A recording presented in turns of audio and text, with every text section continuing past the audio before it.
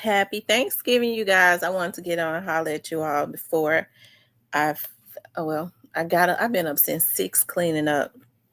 I gotta take this garbage out, putting up Christmas decorations. I gotta put the lights out on my balcony and my decorations, decorate my fireplace. And my mother cooked everything. And so, she got a lot of stuff over there. I just wanted to get on and say happy Thanksgiving. I know that you all are with your families or cooking and all of that. And this is like my favorite time of the year, although I know people get depressed around this time of the year. First of all, you have to be careful about that seasonal depression because a lot of times when it starts to get cold, people become unmotivated. I fought with seasonal depression for a long time. I don't like the winter. But hey, when you know that stuff like that come over you, you have to keep your mind in a positive place and all of those good things and just focus on the family that you have here. And this is the season I look at, like the holidays, especially around this time. It makes me happy to give. Like I like to buy gifts, even if they're not really big gifts, and I like to give them out. I want to send a shout out to my girl Dime Piece. I was on my way I didn't get a chance. I was so upset to get to her giving feast. But I was looking at it was successful because I was at work yesterday. I was on my way because she was in South Memphis. I promised to God I was on my way, and I had gotten a call and had to reroute and go to Orange Mound to take a statement from somebody right before. And it's funny because we got off work. They let us get off work early, but I was still stuck in Orange Mound trying to get a couple statements because you have to strike when the what they say when the iron is hot, because you try to get statements from people and then when if you wait, you might not be able to get in contact with those people again. So I had to go do that, and I hated it so bad because it was after 5 when I finished. And so, but I am going to donate to her organization because that's what I was going to go out there and do anyways. I had gone and gotten a money order, and I was going to donate because I like to donate to nonprofit organizations, and I was going to give her her donation that I am donating from my business and to her nonprofit. And I'll get the opportunity to give it to her. And I just think that what she did was awesome. She makes me really proud. I want to show y'all. This. I love it when I see people from, that have gone on to be on national platforms really do something positive for the city of Memphis. I do. And I think her heart is like in the right place. And like I said, she just makes me so proud. Let's see. It was people out there. She was definitely, hold on.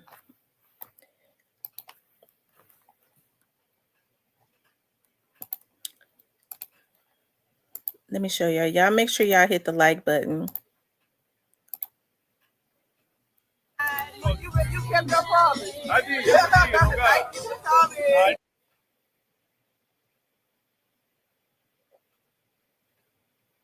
We're doing that. Look, we tired and exhausted. Let's go. We done did Thanksgiving Fest. Thank you to Beyond Straight Drop. Let's go. We turned up for the city. We at Memphis Slim House. It went down in Salisbury, and I just appreciate all y'all. Her husband giving an interview.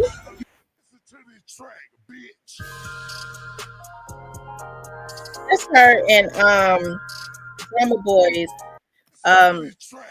vlog. They got a vlog called Beauty and the Beat. I'm so very proud of Jessica. Yes, I see the things that they wishing on me. You got that, reach that, but it's not enough. Say you bigger than myself, but it's not enough. I don't want to get look at all the turkeys that they gave away, the food. Wow, that is so amazing. Bust it out, just like the watch. Fuck on Tuesday. Ooh, y'all know I get emotional. That makes me. I'm so proud of Jessica, and what she did with her organization. It breaks my heart that I wasn't able to get out there. I feel I should have just. I should have had gone earlier. That's what I should have did. I would have had the opportunity to at least show my face. But I was like, let me finish up this and I'm gonna go out there. I had no idea I was gonna get another kid. So, anyways, shout out to Jessica and what she's doing for Memphis. And she's been going into the schools and just basically just a great mentor. You could tell that her heart is into it and all of that good stuff. And so it makes me proud what her and her husband is doing, because her husband is from Memphis. He went on to the NBA. And hey, to see all those people out there, the kids they have for the kids, I think that was just so awesome for them to be able to be out there with the kids. I think what happens with children is they don't get the opportunity to be kids. And for her to be out there dancing with them, have some things for them to do. And that was in the heart of South Memphis, like where they see a lot of shooting and killing and all types of stuff. For her to bring that into the community and be out there with them as a celebrity. Her husband is one too.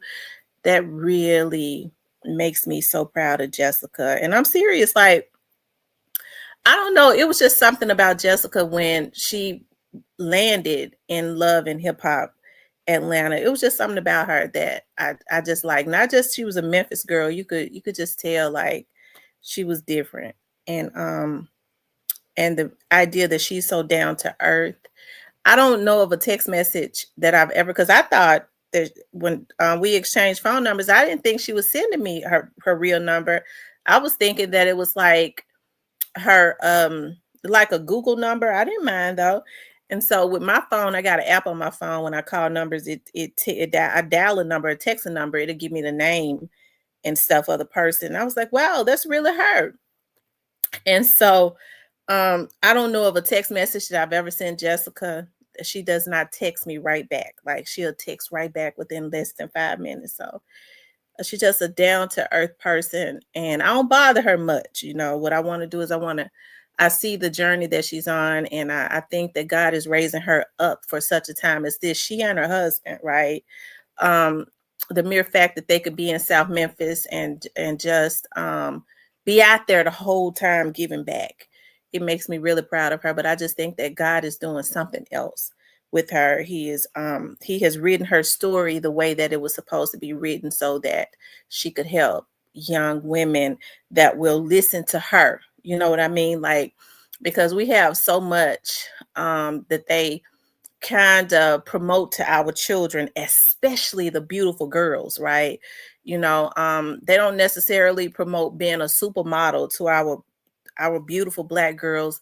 They promote something else. And so I think God had used Jessica to go a route so that she could be a mentor and be able to speak with young girls.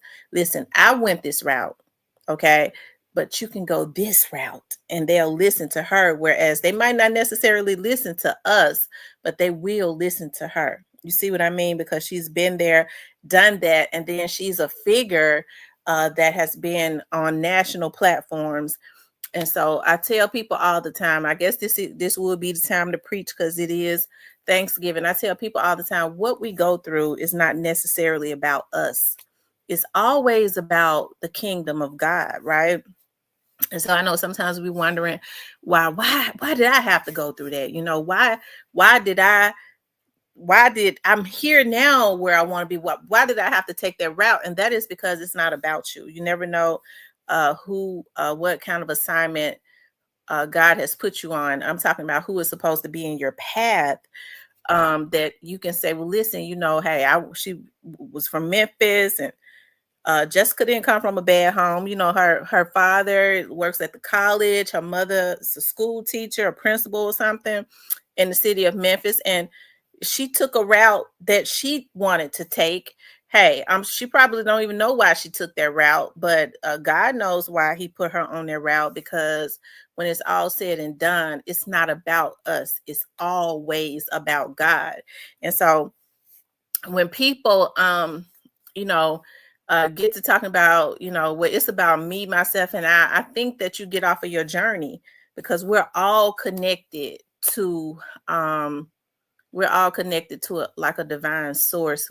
I think we put her on this earth to give. That's why, I got such a giving spirit. When people say, well, this person, hey, when you help people, when you open up to people, because unfortunately, folks, now not everybody, they come from different walks of life, and they have that doggy dog world type of spirit. Oh, okay, well, I'm gonna try to use her to do this and that. You can't use a person that God has put on a mission. What you can do is you can mess yourself up out of some blessings, right?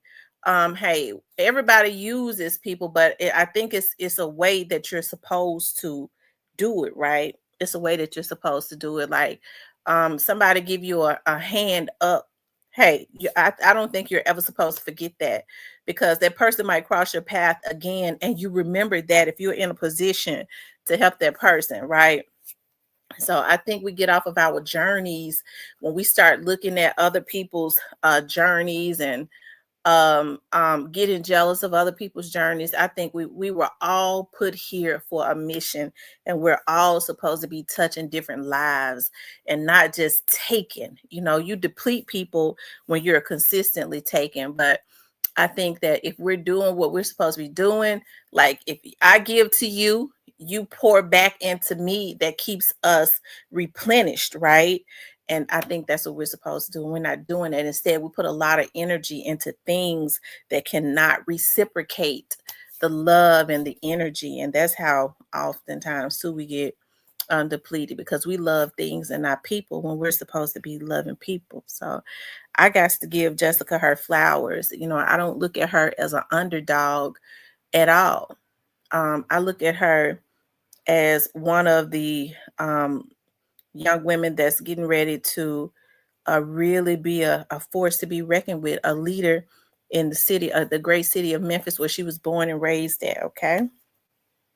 I'd be proud to say that, because I'm sure everybody do when they folks are from a city. She born and raised in Memphis. Okay. And I think God is getting ready to use her in a mighty way as it relates to the school system, and with her organization and mentoring. Okay. He's getting ready to use her in a mighty way. So shout out to her husband. I think her husband, her husband too. Okay. That's the reason why they're together, right? Because God has given them an assignment to be able to do this together. The next thing that they're getting ready to step into, right? Using and helping is two different things. You get karma from using people, but you receive blessings from helping someone from the heart. Help from the heart, not for recognition. I absolutely 100% agree. Help from the heart and not for recognition. I agree. I think there are people that help from the heart, and there are those that, yeah, they do it and their heart ain't even in it.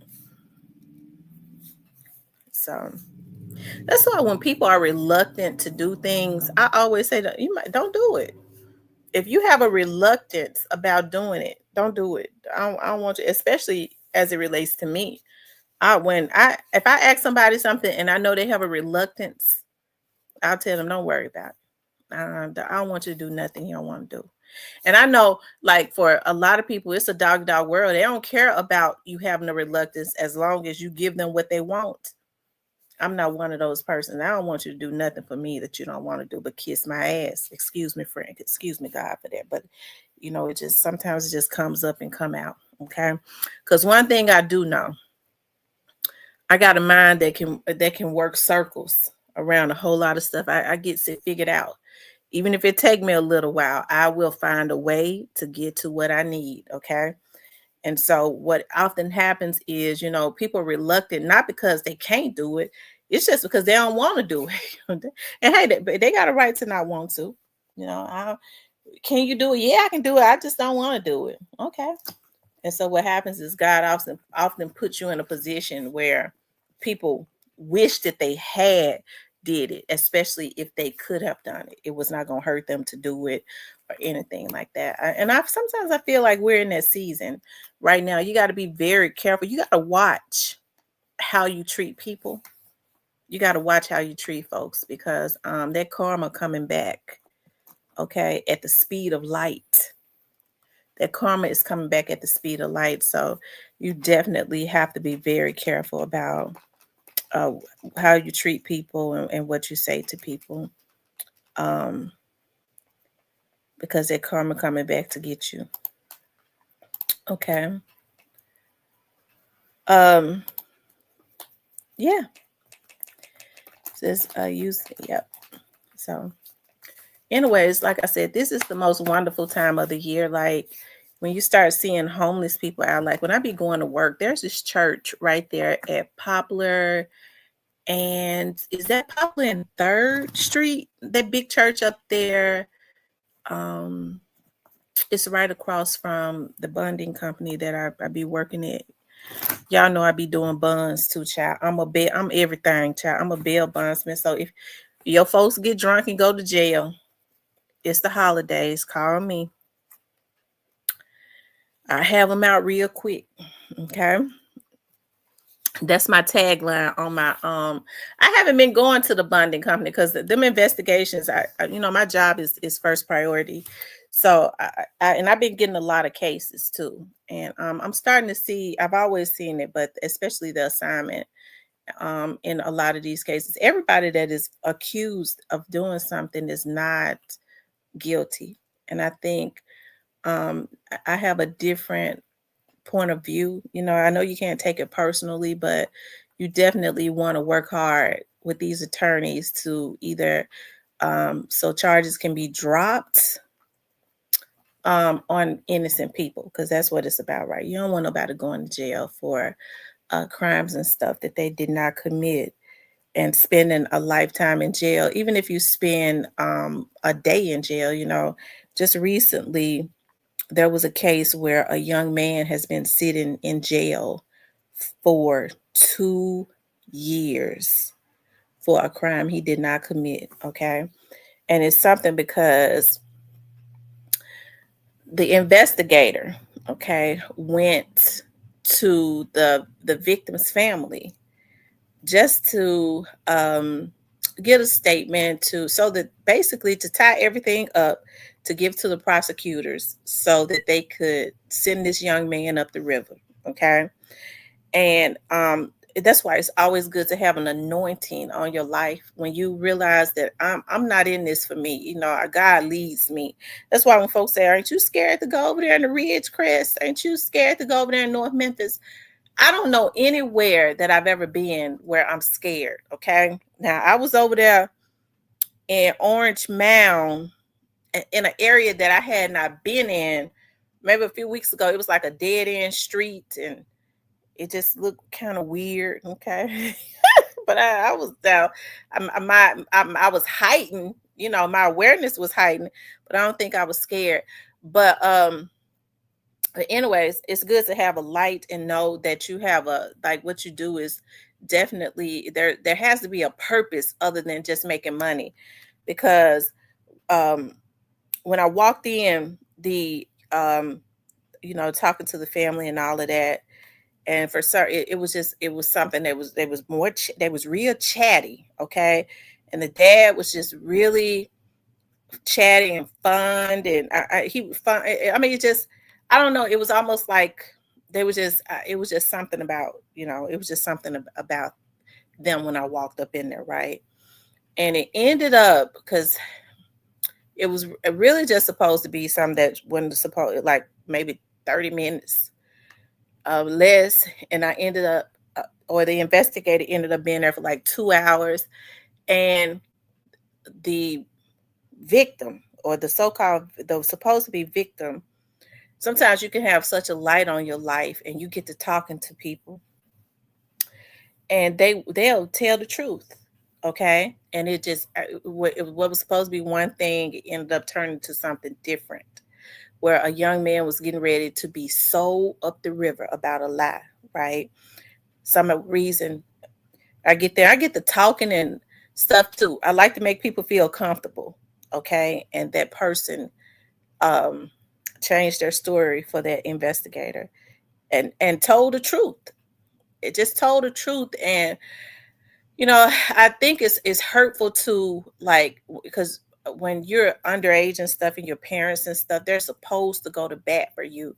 But I know it's hurtful to your parents when they've gone to bat for you, and then they find out you have some type of conviction or another, and they end up just, it's just something, and so now what was supposed to be um one thing, getting something loose ends tied up so that you could prosecute this person and send them on up the river, it ended up being now things are trying to hurry up and get things reversed so that the charges can be dropped and this young man can be let out. 2 years of his life he's been sitting in that jail just waiting, and I know it's got to be frustrating. And I get to choked up because y'all know I'm emotional anyways when I start thinking about that. And so when I got home, I looked at his picture and stuff, and I saw the frustration on his mugshot. A 21-year-old man, 20 years old at the time, never had a history of anything. A nerd in school, goofy, and all of that, and thrown into this cell um, with a whole lot of probably violators and all of that. And it's really sad because of a lie, you know and that's why we have to really, really, really make sure. And I know kids lie all the time when they're trying to cover for somebody else, and this was a case of that. This person, this underage girl lied to cover for somebody else, and this young man um has been in jail for 2 years. But I remember when I was on my way home, and I was deep in the heart of North Memphis. Okay, that's why I said God goes with me everywhere I go. And I remember I was on my way home, and tears was just rolling. I was like, wow. Like, I ended up calling a couple of the attorneys and telling them what ended up happening and stuff. And then, anyways, I remember God said, and I could hear God in my spirit saying, Paul and Silas prayed at midnight, and the doors of the jails became open, right? And to sit in jail for a crime that you haven't committed, being a young person that had never been in trouble or anything like that, and just being lied on. I don't know what his prayers have been, but I do know that the doors of the jailhouse is getting ready to open up for him. Okay. Um, but we have to really be in tune with our kids, and when they're liars, we got to do something about that. We can't, I know a lot of times when they're kids and they tell lies and, oh, they hit me, you know um like my grandbaby do that now. She 3 years old. When she get mad, she'll say, oh, he hit me. Just telling a lie. I told my daughter, no, we rebuke that lying spirit right now in the name of Jesus. Because sometimes we think it's cute and we'll laugh at them, but we got to start correcting them early on to tell the truth no matter what. Okay. Now if their life is in danger and they're in survival mode, that's different. Okay. But to just flat out try and cover, you know, um, up a lie and lie on somebody else, we just got to rebuke that lying spirit. And so I said all that to say this. That right there stays on my mind. I said all that to say this. Our life has to be about purpose. It has to be about purpose. It has to be everything you do, I think you should do unto God. Like if you do that, then you really don't have to worry about other people. You don't really look at what other people have going on or anything like that. It has to be unto God, because we get off of track quite a bit, right?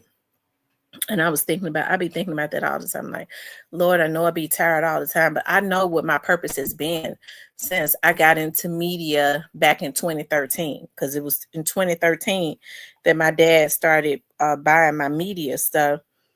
And that has been to um, to bring awareness to what is happening to our children, domestic violence, human trafficking, and that all goes in with missing people, right? This is what, you know, God, this is my mission.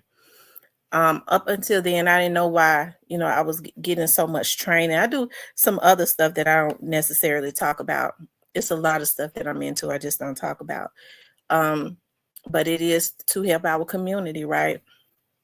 And so when you all, if you can find it in your heart, like it's get ready to get really cold, and this is something I do, like homeless people, you don't have to go up to them, because a lot of times a lot of them are mentally ill. Stop at the McDonald's, you know, when they have their coffee and stuff for $1. And if you got $1, sometimes if you go in and you let the manager know, listen, hey, I if you got a nonprofit organization, can you, I'm gonna get ready and buy 20 coffees for the homeless people. Can you donate 20 sandwiches? A lot of times they will, you know, they say I don't, you know, I let them know, look, I'm getting ready to buy my own food, so I'm not buying this for myself. Look, I just bought my food first with my own money. Now I'm getting ready to buy 20 coffees. I want to know if you all can match that. And sometimes they'll give you more. You know, okay, well, we'll give you 40 sandwiches. You go sit them out on the bench downtown, um, so that the homeless people can walk up and let them know, call them and say, look, I got hot coffee and sandwiches, you know, here, if you don't want to just give it out to them, to make sure one person don't take them all. I don't be scared of homeless people, but it would be a good thing if you could just do that. I don't understand. For me, it's definitely hurtful to me. And when you're downtown, it's all of the politicians work downtown. How could you be leaders of a city, in any city, you know, and ride past homeless people every day that's sitting out, sleeping in the cold and 0-degree weather, almost on the bench, and laying in front of out in driveways, sleeping and all of that. I have issues with that. You know, I do. I really do. I have issues with that. But this is the most wonderful time of the year, right? And so we should not only count our blessings, but be a blessing. I think we forget about that. Of course, count your blessings, and if you can, be a blessing. I know for me, I don't have a lot of money and stuff, but what I try to do is, if I have a little something extra, I never keep money on me. So for some reason or another, I've been having money in my purse. This is weird. Like I go through my purse, I'm like, dog, where I get this from? Where I get this 10 or this 20 from? I don't even keep money on me.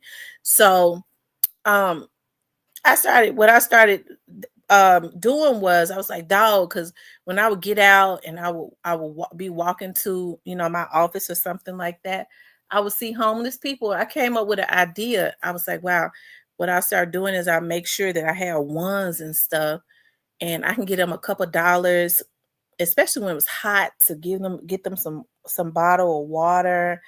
Or I keep a lot of water in my car because I'm a water fanatic, and I take a few bottles out and hand it to them and stuff. And um, you know, it's just it's good to not just think about what it is that you want all the time. Because if you think about it, we all have what we need.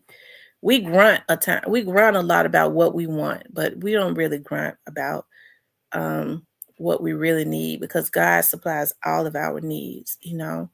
So it does not hurt to give somebody $1 bottle of water or $1 coffee, when you see them living up under the bridges, you could just pull over and leave the coffee at the bottom of the viaduct, and you'd be surprised they be having their children and stuff up under those blankets. Like kids be living all up under the bridge with their parents because they're homeless. So I know you have some churches that give out food and stuff because they get money from the government to feed the homeless. But you can also go to the Jewish food bank on Madison and pick up a box of food and put it in the back of your car. You know, and when that devil just started trying to tell you, well, I could keep this food. I need that can of corn. Start rebuking it in the name of Jesus, child. And take the fruit and stuff and go and give it out. You know, you could just go and give it out, you know. Anyways, that's what I wanted to say. And then I wanted to, and like I said, I'm very proud of Dime Piece for what she did with her organization. And I like to support genuine people because folks say, well, you know, there are other organizations. I think Jessica is just getting her organization up and going. I think Jessica lives in Atlanta. She could have taken her organization and did that in Atlanta, but she chose to do it in her hometown, right? Which makes me very happy, right? And so when people are starting to trying to build their organizations, like I like to help them, you know. So um, any way that I can be supportive and helping her, I will be doing that with her nonprofit. I know some people gonna say, "You other people, you know, other celebrities that's got profit organizations. How come you ain't helping them?" I don't fuck with them. Probably. Excuse my French. Y'all know how I get down. Don't ask me why I ain't doing something, cause I'm not fake. If I don't mess with a person, I ain't helping them do nothing. Okay, especially if they've caused turmoil in this city. Okay, Lord forgive me for that. I know it's Thanksgiving. Um,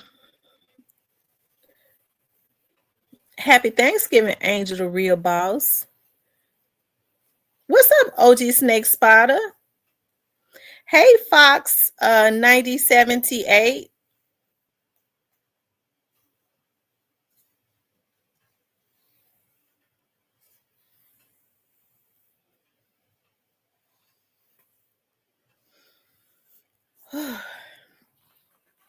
Mm,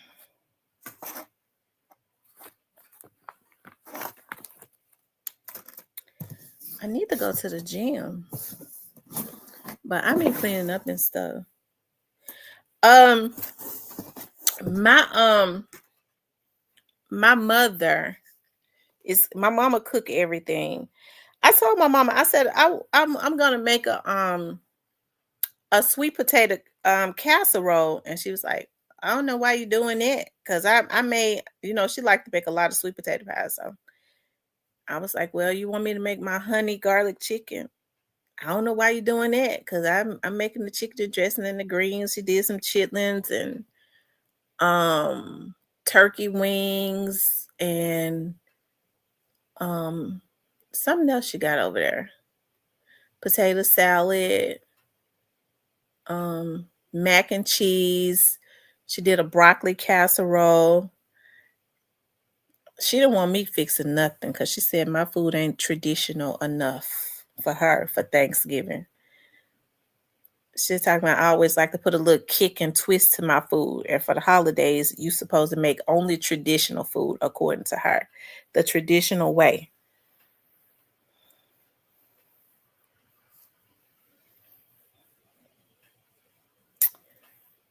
Hey, Miss Kawana.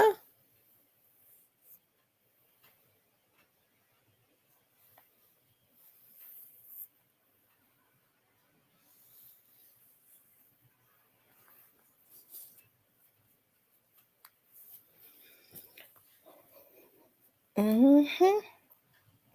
Did you all cook anything? Did y'all cook, or y'all going to somebody else's house? My daughter went out into the greens field in Millington and picked my mom a lot of greens, child. Cause my oldest daughter, don't really like to eat meat. I don't know where she get that from, cause And she been like this since she was a baby. She a real finicky eater. But she wants, I called her this morning. I said, let me tell you something. If you get there before me, you better not take all those greens away from there. I'm telling you now.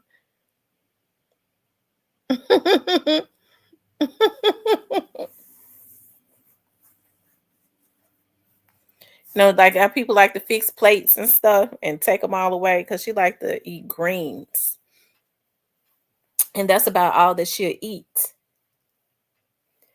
Lasagna salad and garlic bread. Ooh. What do you put on your lasagna, Black Barbie?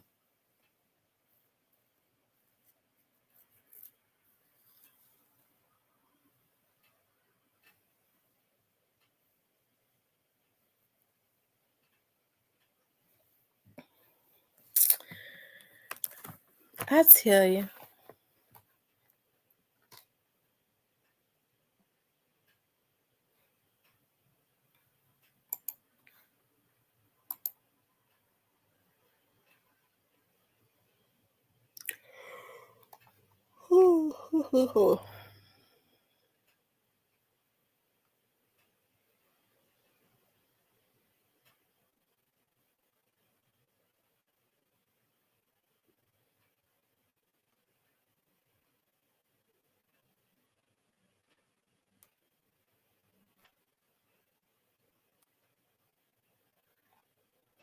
Oh wow, it's snowing like in Maryland.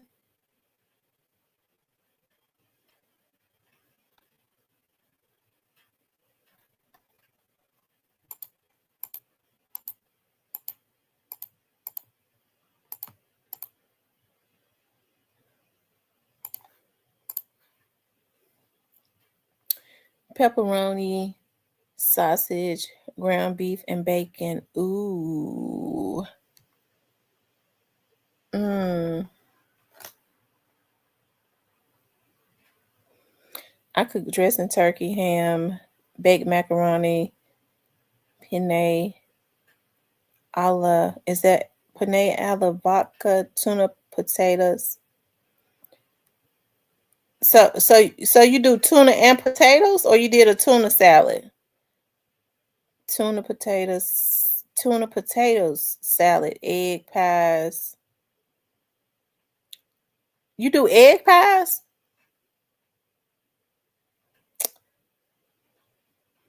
And since we here, my kids not coming, just me and the husband. Okay. Oh, tuna and potato salad. I've never had that. Tuna and potato salad. Hmm.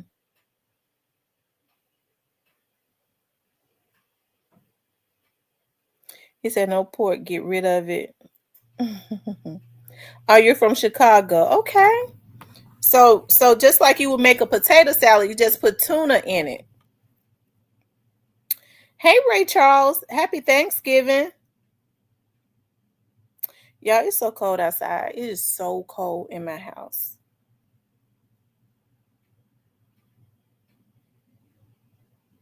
Yeah, I ain't gonna tell no story. I'm gonna tell y'all what I like to do. And I don't know if it's just like a country thing or what. I grew up eating sardines in a can. So you take the little bone out of the sardines. If you get sardines, it ain't got no bone in it. It ain't no real fish. And I like to chop it up and put chop up the onions and bell peppers and put a little mayo on it, and then I like to take hot sauce and put some hot sauce on top of it.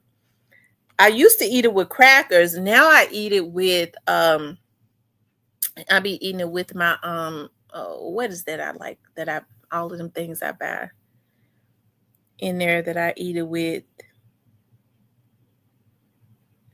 my baked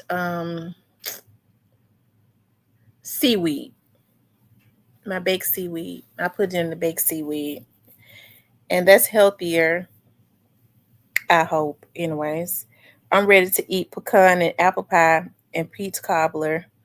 I love pecan pies. Oh my God. I should have just did my sweet potato casserole. My mama didn't want me to do it because she always do sweet potato pies. I told my mom and them, I said, look, I don't ask for much. I hope I got the main three things I asked for Christmas. I want my Coach backpack. I want my juicer, and I want my cake mixer. And I want the cake mixer that I asked for with the cake mixing bowl. I got them some nice gifts. I want what I asked for. It's because it's five of them, and I told my daughters I don't want them buying me no gifts together. I need them to get me separate gifts because they be trying to get slick sometimes. Your Cowboys play today? Yeah, I love the sardines with the crackers and hot sauce and onions. Hey, Jay, and a little mayo. Sometimes I put a little bit of mustard, but I have to have that hot sauce to spice it up.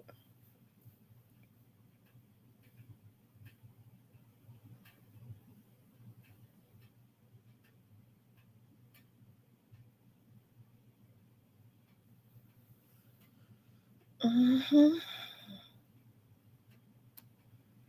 Mhm. These candles smell so good that Diane sent me. They smell so good. Mm. I'm gonna light one today when I finish. I'm gonna take out some more garbage because I was cleaning, throwing some stuff out. Who is the Cowboys playing against?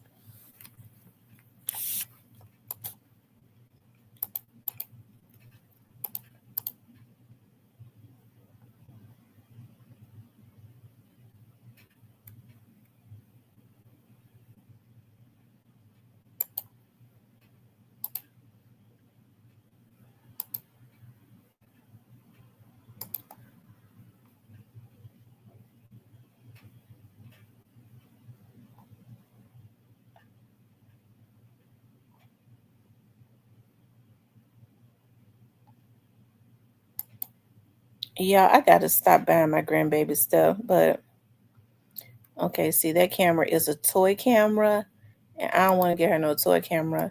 I remember, um,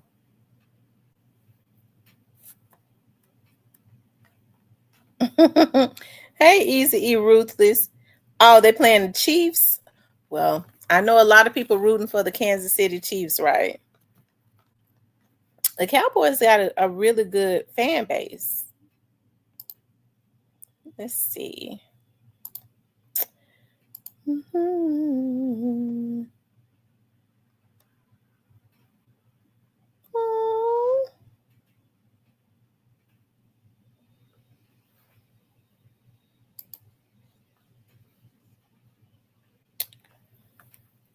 I tell you, y'all make sure y'all hit the like button for me. Please do like, share, and subscribe.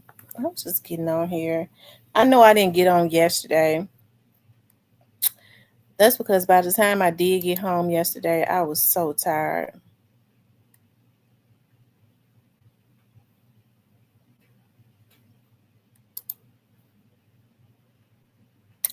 I was so tired when I got home yesterday. So,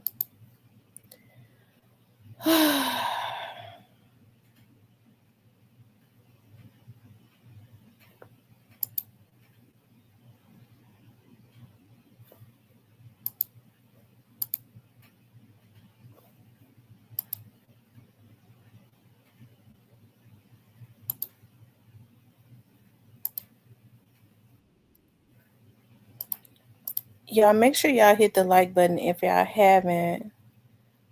Um,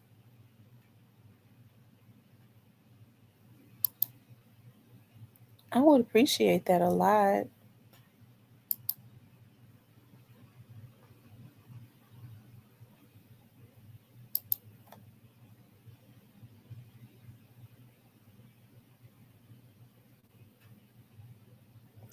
Thank you, darling. I appreciate that so much.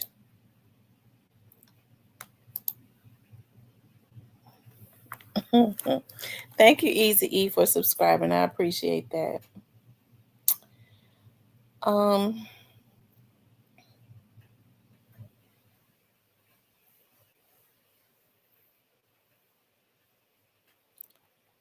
Anyways, y'all, like I was saying, shout out to Jessica for doing her thing with the kids in Memphis and her husband. And I think they were on the news. Let me see if I can find that news clip. No, not like people. I be trying to promote them, especially when they're trying to do something positive. It makes me so happy. Um, let's see.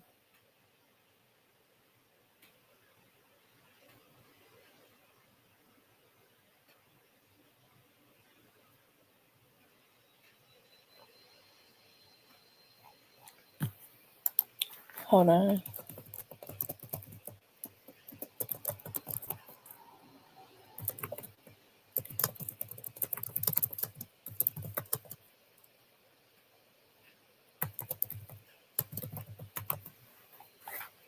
Let's see.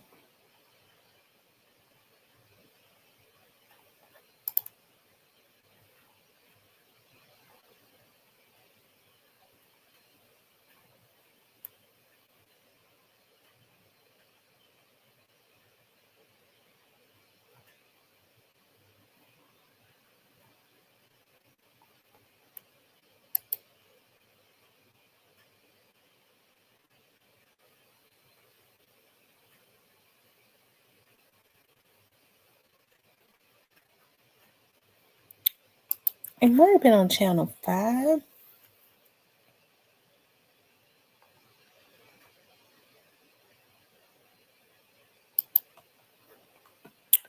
Hold on, y'all. Let me see what channel Jessica was on.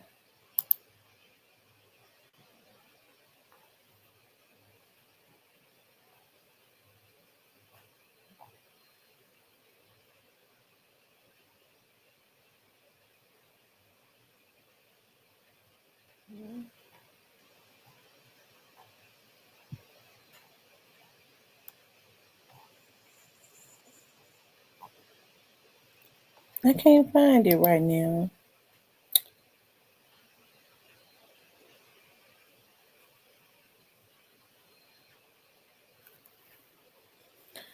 Oh, yeah. Anyway, y'all.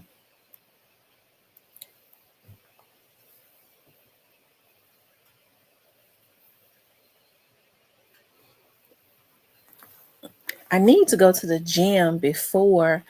I have so been acting bad this week. Like, I don't know why, because I guess because it's the week of Thanksgiving. Like, I just been snacking on stuff, and that I have not been good this week. And I'm going to go to my mama's house and really chow down on some stuff. And I guess I'll get back. Well, I guess I'll get back to regular schedule. I'll go to the gym Saturday because I'm gonna eat some of my mama leftover greens and potato pies, sweet potato pies, and chicken and dressing. My mom does turkey and dressing and turkey wings and macaroni and cheese, all that good stuff. So that'll be. I'm gonna eat that today and tomorrow. And then I'll make sure I get up early and go to the gym on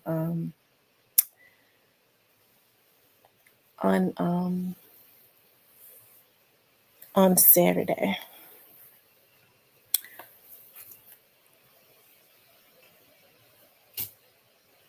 Try to work some of these calories off.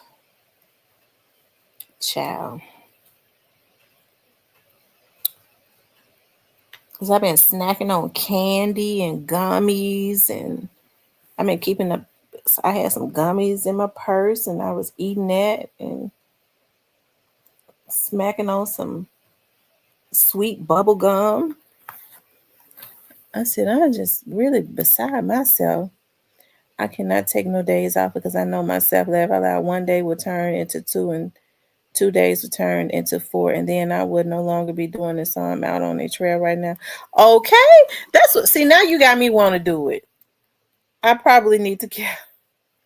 I need to go to the gym, and there's no excuse. Like I step out the door and be at the gym. Yes, I've been eating sweet bubble gum. I step out the door and be at the gym. So it ain't no um I love going. I'm gonna tell y'all something, y'all. I love going to the stretch lab. Like you go to the stretch lab and you stretch and they stretch you out and oh my god, I love it. It's almost something like Pilates. It's just cheaper than Pilates. And then I go to my kickboxing class. I only been doing that like once a week. I'm getting ready to get back up on that real good, like 3 times a week. And doing my kickboxing. And then after I finish with my kickboxing, I'll do kickboxing probably all the way until I wish I could afford to do all of them at one time, but you talking about like I remember a time when you did those classes, it was like no more than $50 a month. Shit, it's 150. So like with my kickboxing class, hey Montana, um, I was okay. I do my kickboxing in my stretch lab. I do my kickboxing in my stretch lab because I wanted to do my Pilates, but Pilates is $200 a month. Like I mess around and be paying like $500 or $600 if I enroll in all this stuff at one time. So I like my kickboxing class. The kickboxing class helps you to Happy Thanksgiving, Mildred. It helps you to get rid of it blasts the big back, okay? And then but I don't ever want to stop my kickboxing class. And then with the stretch lab, it helps you to stretch and stuff. They stretch you real good, and they teach you how to stretch to pull like the knots and stuff out of your back and all of that. So I'm gonna do that for maybe another month or so, and then I'll try to find something else cheaper to go with my kickboxing. But during the summer, I already know I'm just gonna be doing my yoga, like my yoga, um, and Pilates because there's a place downtown that does yoga and Pilates. I love doing yoga on the river. They do yoga on the river. And that's what I was saying. Like when it gets hot, y'all need to come and do yoga on the river with me. Bring your mats out and come out there and stretch and be by the water and meditate. Oh my God. If you're a lunatic, it might help your mind. Okay. If you're a lunatic, it might help your mind. Um, but it helps you to de-stress and all of that. I love it.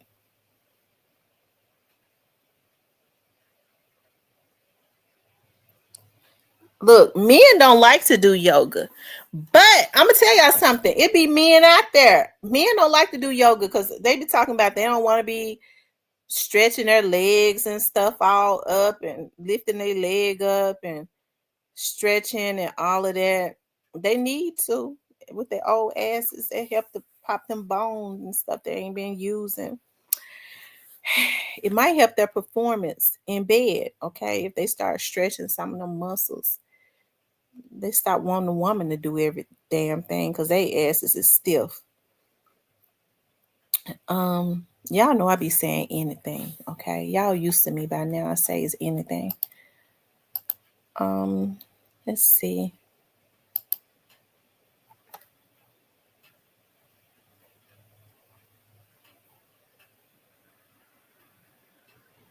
Mm-hmm. Oh we. Y'all ain't gonna even tell no story. That's my kind of cooking. Oof. I don't know if I could eat no meat that big though. Now I'm assuming y'all this is a steak. This is one of the reasons why I don't eat no steak. See, I can't eat no meat this big. It's got to be something wrong. Look, y'all, look. It looks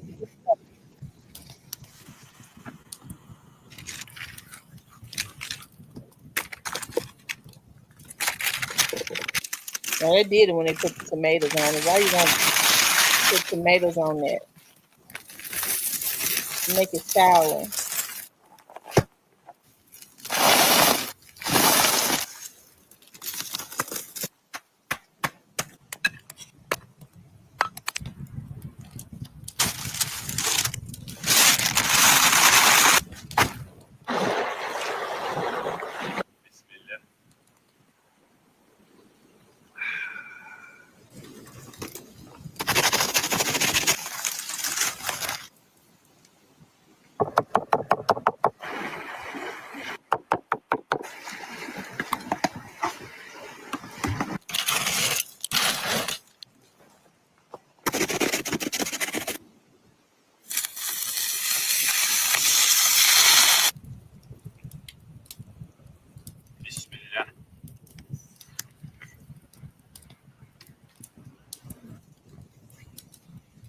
Look at how big that damn meat is. I can't eat nothing like that.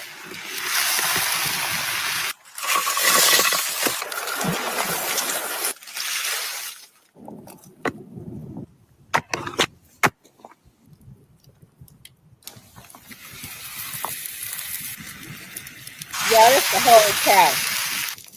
Y'all, that's the whole cow's ass, ain't it? That's the whole cow. Look at how big that meat is. That would make my flesh crawl. That's why I don't eat no steak. Because when I can't have no meat that's real thick. The only reason I can do roast beef is because I put it in that slow cooker and it starts to shrink it and then it starts to separate and stuff. I can't eat no meat like that. When it's that thick and big, it make my flesh crawl.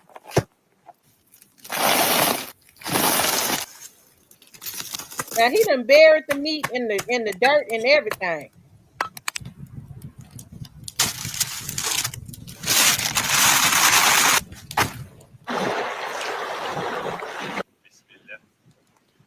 I'ma subscribe because I mean he weird, but I like it.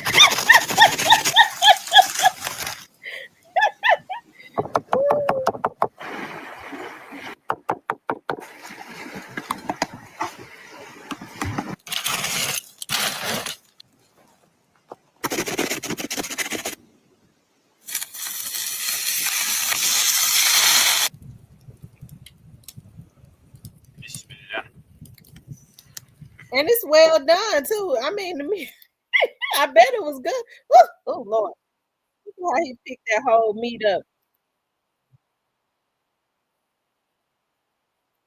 He picked that whole meat up and put it in his mouth like that. Oh, that's how I cook my whole hog. I cook. Oh Lord Jesus, no, no, no, no. Oh, mm. I couldn't cook a whole hog because I be looking at them hogs and stuff when they had them hogs on those things they be turned. They had a whole hog on there. And I be looking at the hog face and it looks so it be looking so sad, like it was tortured. Lord Jesus. But I'm gonna tell y'all something. Them sausages from them hogs be good.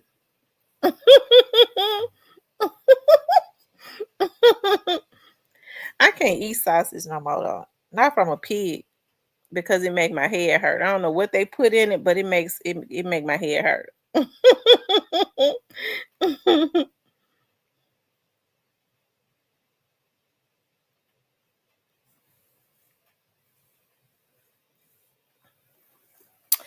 want to go fishing. I do. I want to go fishing. Don't y'all know that I be seeing those rich people out there on that Mississippi River in their boats and they be fishing? I didn't think that people even ate fish out the Mississippi River. Is it healthy? I would think you ain't even supposed to be fishing in the Mississippi River. Who would want to fish from out of there?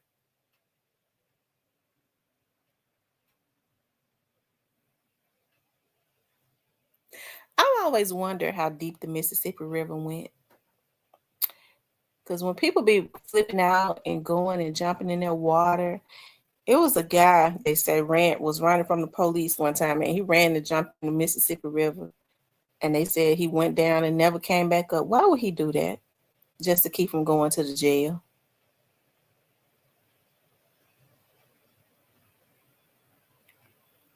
December the 13th. I don't know what's happening on December the 13th.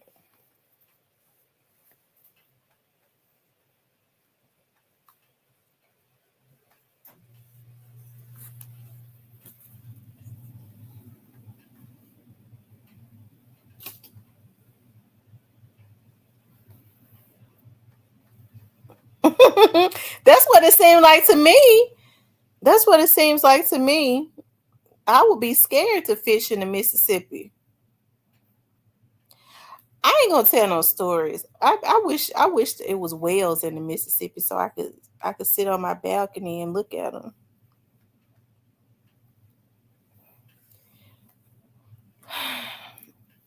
It'd be snakes and stuff. I went walking one day. I was walking on the trail closer to the water.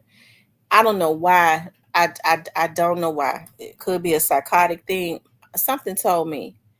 Like I just got. I don't know why. I never had before. I kind of got creeped out, and something said in my mind, "You need to look out for snakes on this trail." And I promise you, probably like a couple minutes later, I looked down, y'all. I saw a small snake, and that was the first time I had ever seen a snake with his tongue coming out of his mouth. I was like, I flew. I turned the other way, running and screaming. Lord have mercy. And if I had not looked down, I would have stepped right on him. He probably would have bit me because he was right there in the trail with his tongue flickering out of his mouth.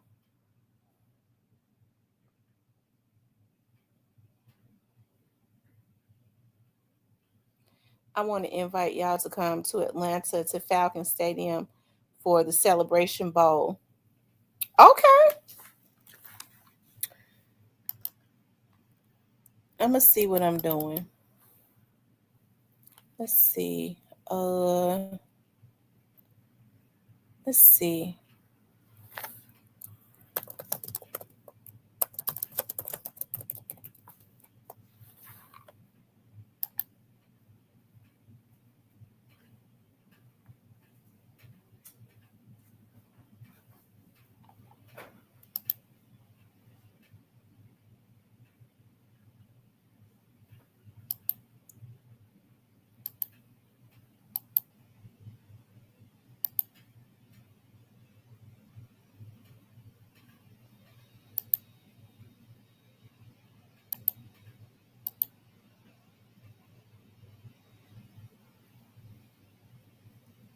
Oh, Lord Jesus. I'm looking at something. I'm trying to see.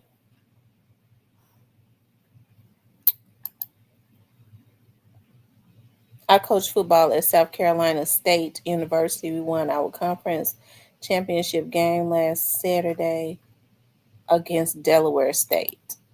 Congratulations.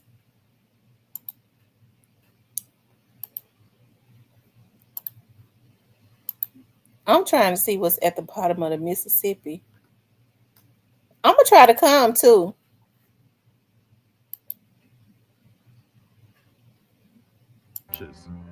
Did you know it was a major route for explorers? In the 1800s, it was vital for trade and transport. The river is home to unique wildlife, like the paddlefish. These ancient fish can live over 50 years. Hidden beneath its surface are treasures from history. Many shipwrecks tell tales of adventure and loss. The Mississippi is not just a river, it's a living history. They got all of that down there in the Mississippi River. Jesus. I told you one day I was down there, it was a fish trying to shine on me. He was constantly jumping up out the water, flipping. And he wouldn't stop. I said, "This some shit." Let's see.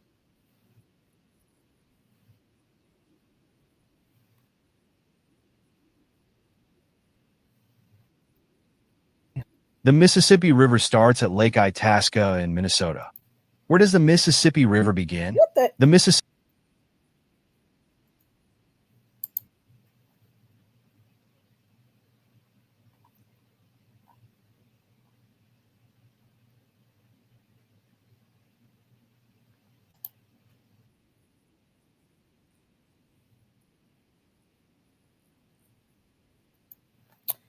Oh my freaking God.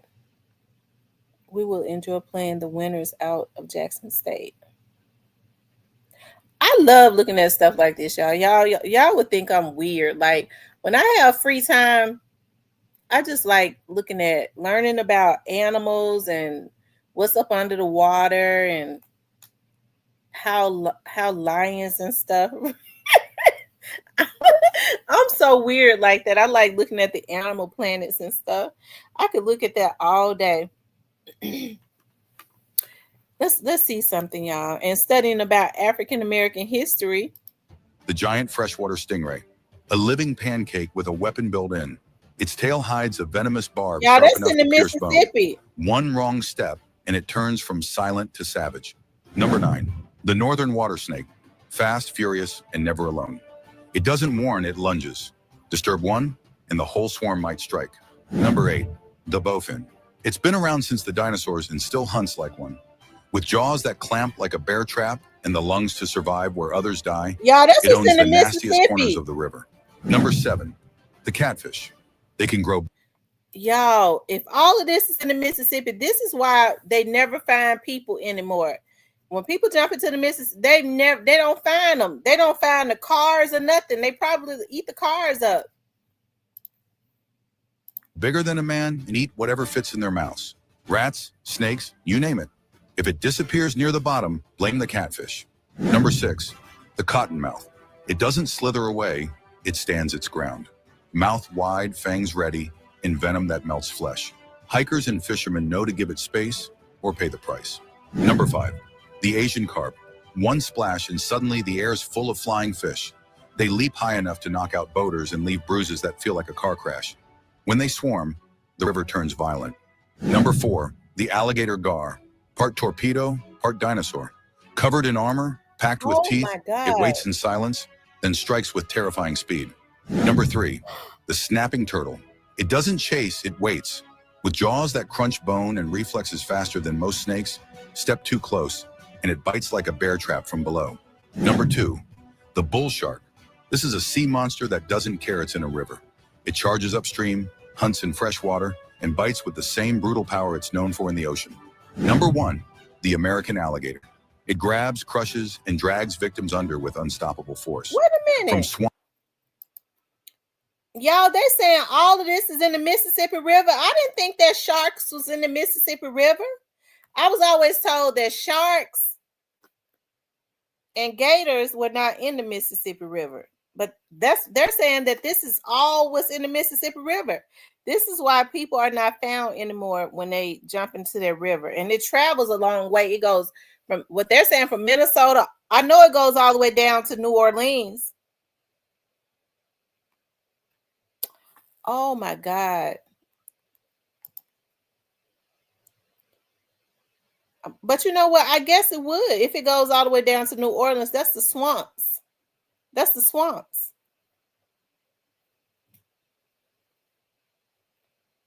If they are, it is because people buy them as pets. And hey, Macy King. And then let them loose somewhere and or have them illegally. Man, keep doing what you do if it's needed, bro. Yeah, Money Man, keep doing your thing. He says the difference between me and other coaches is I know what it takes to win and will win at all costs.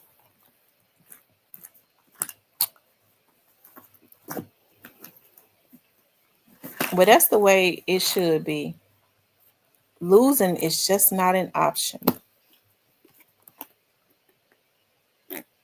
Losing isn't an option.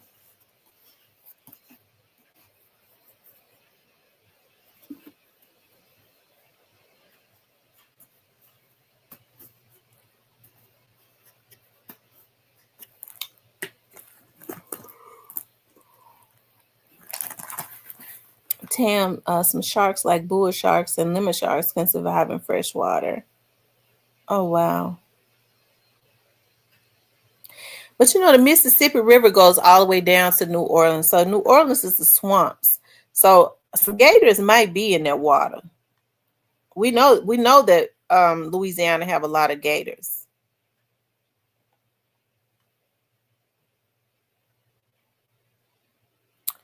Just I think Louisiana State Penitentiary is nearby Mississippi. Y'all see they got catfish eating up folks in the water because they're so big.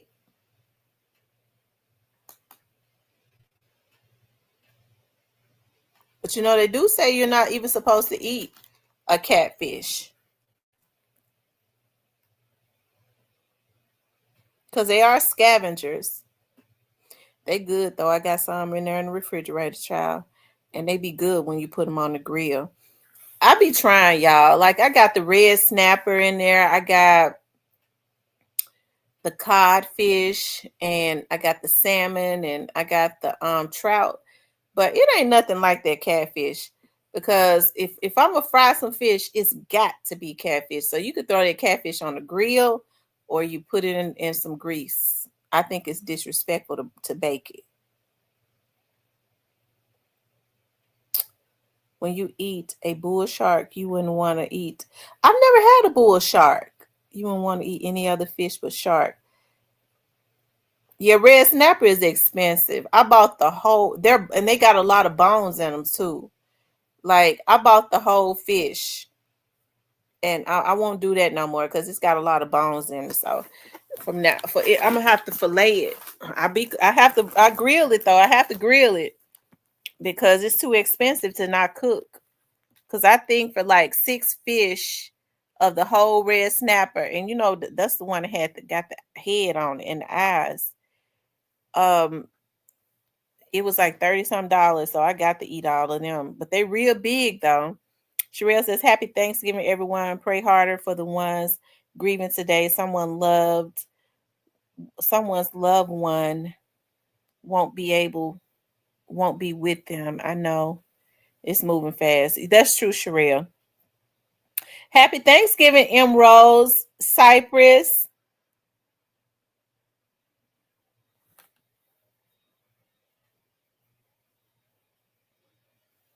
Today I just get to sit back and chill because my mama was insistent on cooking everything.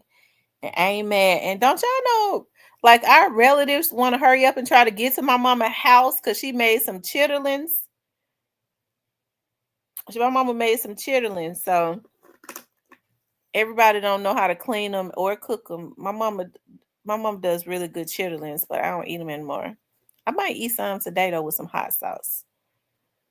When I fish for sharks, I sometimes catch red snapper. I've seen 60-pounders red snapper. Ooh. Now the red snapper fillets are so good to grill and lay them on top of a bed of rice. Oh my God. That honey glazed catfish. Oh my God. Oh my God. That honey glazed catfish be the bomb too.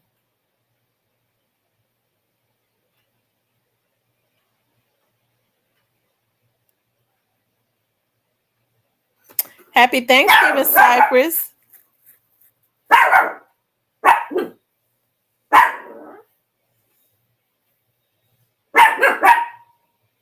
He said he's seen red snappers bigger than humans. I'm scared to look at a red snapper bigger than a human because then I'm going to have this thing in my head. I'm not going to want to eat it. Hey, Antonio. I'm not going to want to eat it anymore. Just like I can't hardly eat no steak because they be too thick. I don't like steak.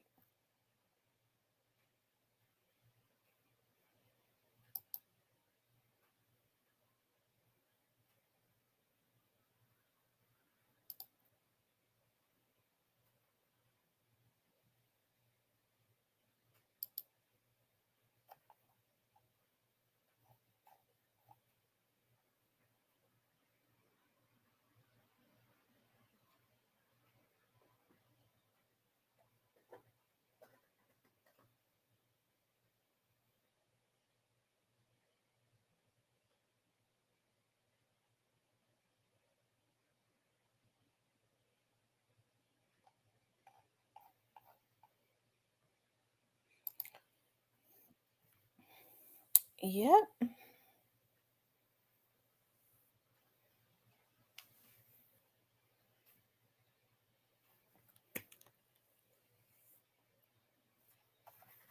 Y'all know I'm looking at some more stuff.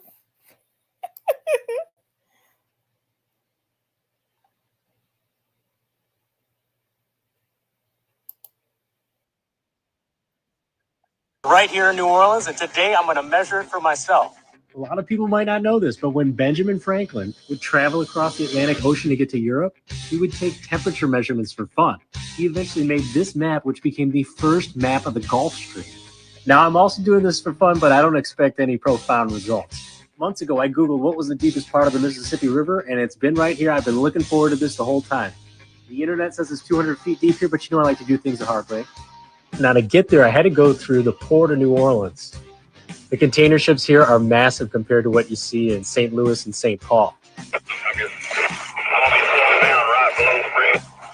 This is my little equipment setup, trying not to get electrocuted.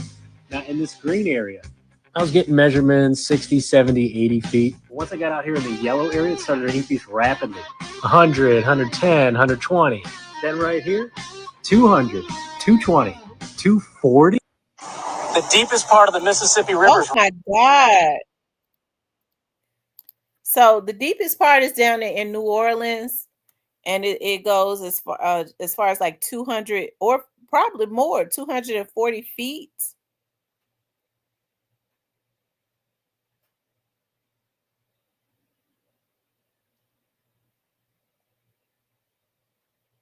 I will, Black Barbie. That's something. I need to take the dogs on. I need to take the dogs for a walk before I go and eat at my mom's house. Take them on their stroll over to the doggy park. They be enjoying it over there. They have fun at the doggy park.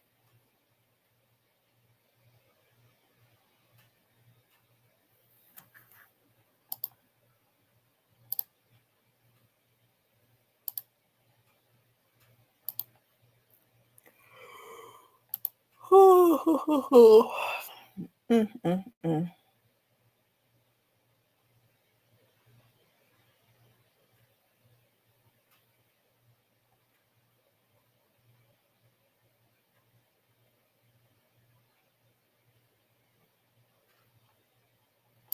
Mm. And Rosie, she said, I never heard a red snapper bigger than a human. Nowhere have you seen that at. I love me some red. I love red snapper. It's really good. I'm gonna tell y'all something. Try that rainbow trout. When I went to Jamaica, they had a parrotfish. They grilled that thing. That was the best fish I had ever eaten. And I never heard of a parrotfish in the United States. Right. So when I got home, I was thinking about that. I was like, let me Google that parrotfish. Y'all, when I Googled that parrotfish, when I looked at it, I screamed. I was like, ah! Oh my God, it's got more teeth than me.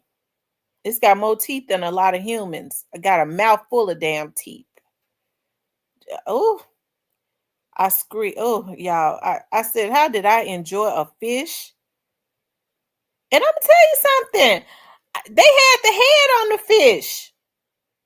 I don't remember seeing the teeth.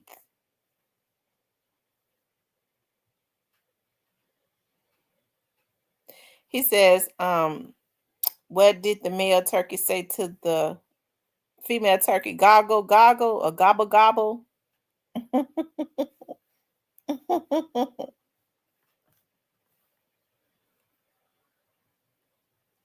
I ain't up on a lot of those jokes and stuff anymore, Chopper. See, my kids used to always get me with them, so I knew a lot of them.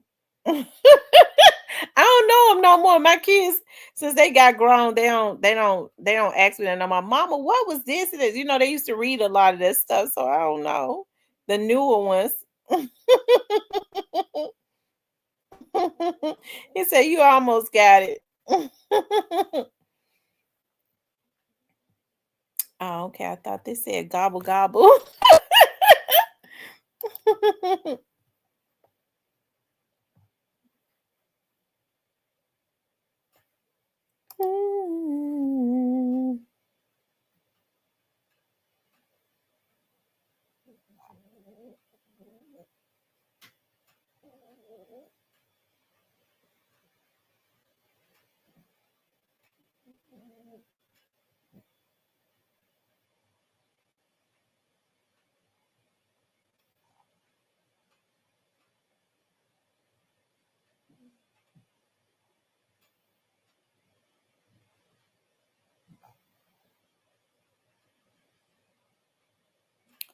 Y'all, oh my, oh God, no. Yeah, I got to let y'all see this. I got to, I ain't never in my life seen nothing like this, y'all. Oh, yeah, I gotta let y'all see this. Hold on. Wait a minute. Let me go up. Ooh, look at those boots. Oh, they're in Nordstrom's too. But look at that coat. But I just bought. Ooh, look at that coat. That jacket. Oh my God. Oh my God. Oh Lord. Yeah, that ain't what I wanted to show y'all. Yeah, this is what I wanted to show y'all. Hold on.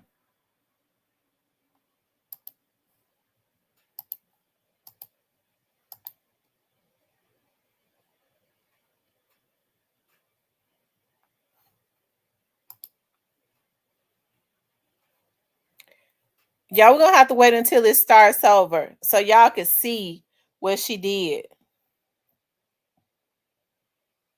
Ah!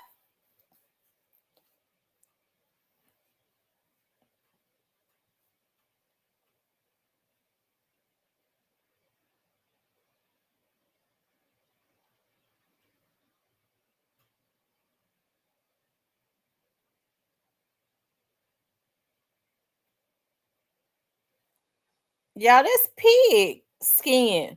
Wait until she started over. I bet it's good though.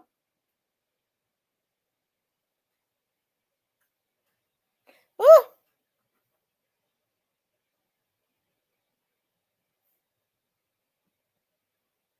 that's the nose.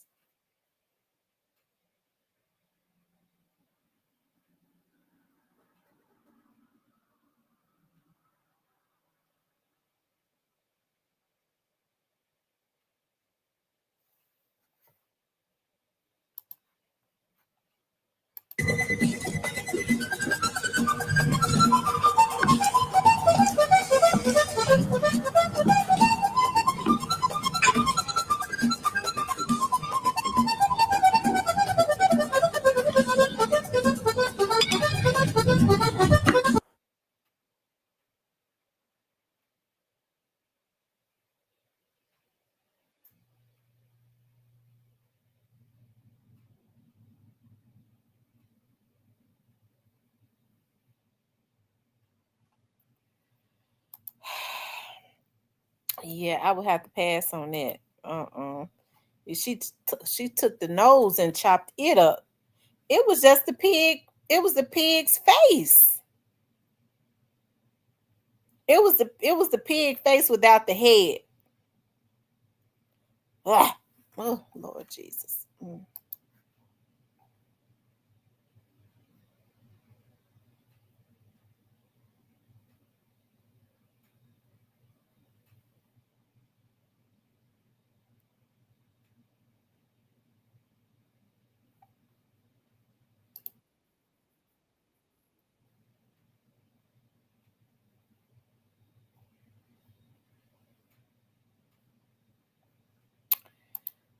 Y'all, I tell you. She said this is her happy Thanksgiving, D Brown.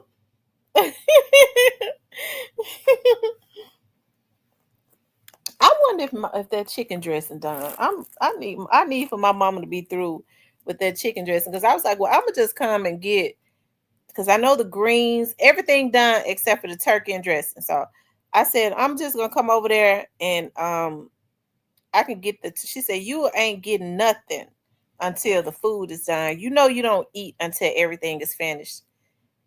At least if I was there, I could be sneaking and eating a potato salad and getting a small bowl of greens when she turned her back, like when she go in the back of somebody, get a small bowl and steal some greens and go outside and eat them.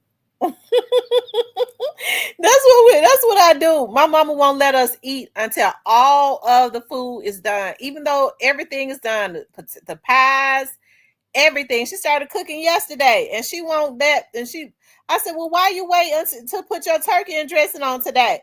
So I like to cook the turkey and dressing the same day that I'm gonna eat that we gonna eat it. Well, it's gonna take all day. So I got to go over there and start stealing food. That's all I know to do. When she turned her back, I get a bowl of greens and run outside and eat them. And then wait, and then when she turned her back again, go in the back. I go in the refrigerator and get some potato salad. You know, you have to get it one at a time so you can run out real quick. Oh, yes, indeed. I'm sitting here thinking about that food.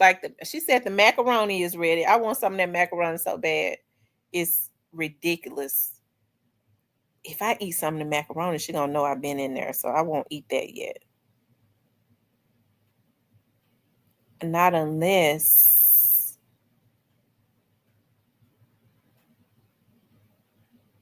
I find a way to keep her, because I'll put the aluminum foil back over the macaroni, put it back in the stove, let it sit. She ain't gonna know.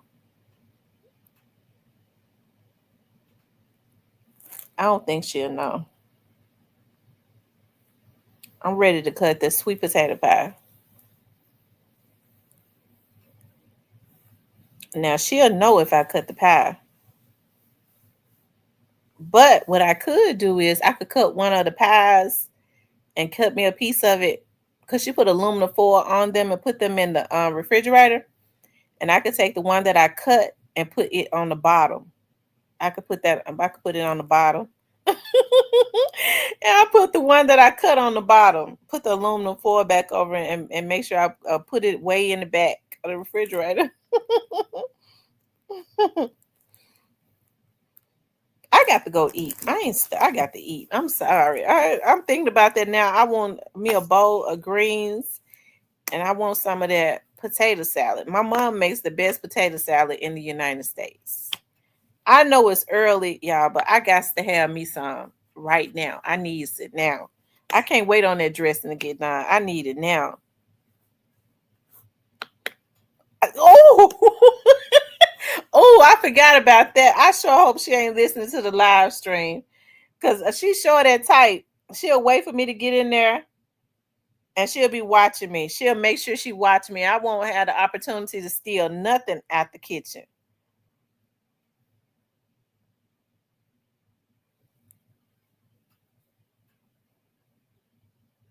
I hope she's not.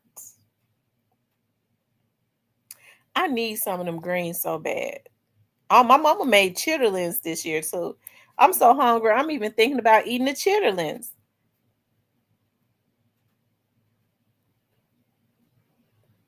I got to go eat, y'all. I'm gonna steal me some food. I'm gonna tell my sister. I'm gonna see if my sister can go ahead have me a bowl ready. I could sit in the car, eat it, and then go in. My sister ain't gonna do that. She ain't nothing like me. She minds my mama. That's the thing I don't like about her. She always mind.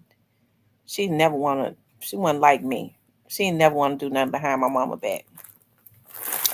Anyways, y'all, I love you all. Have a happy Thanksgiving with your family.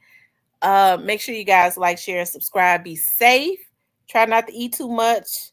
Remember, if you get drunk, if you got any family members that get drunk, you in the Memphis and Shelby County area, and they get to fighting like they always do, like my family do on holidays. When they get drunk, they get to fighting. Tell them to call me. Okay, if y'all know, my Facebook page is Real Talk with Tamara.